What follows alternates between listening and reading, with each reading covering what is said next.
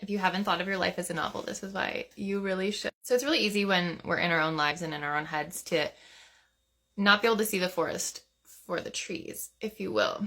I call it being in the trenches. So if you're still in the trenches fighting those everyday battles, then that's where you're at, and that's fine. But if you can get yourself outside of that, which I think should be the end goal, right? I think the goal is to be able to kind of reflect, to not react, not be reactive, right? But to start to get some perspective, let's say, wisdom. If you can get there, and I've seen people do these videos where it's like, it's for the plot. And honestly, if you can get yourself in the mindset that your life is a story, it becomes so beautiful and so significant. So that person that you met that broke your heart, really important for the plot.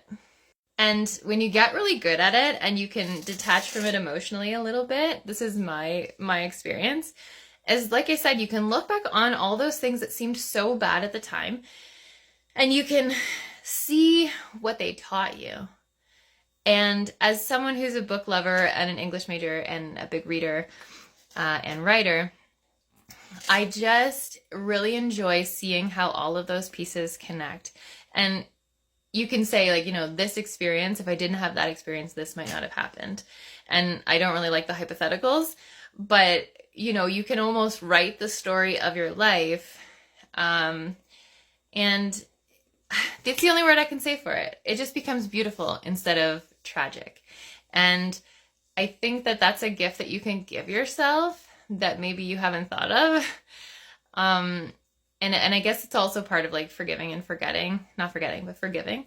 But like writing your narrative in the way that you want to write it. So not like in a delusional way of like gaslighting and rewriting the past, but, alleviating yourself of the guilt.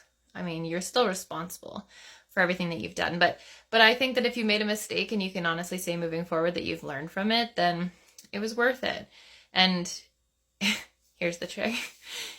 If you acknowledge that you made a mistake and that you learned from it, and then you continue to choose to do that mistake, now you're just being bad.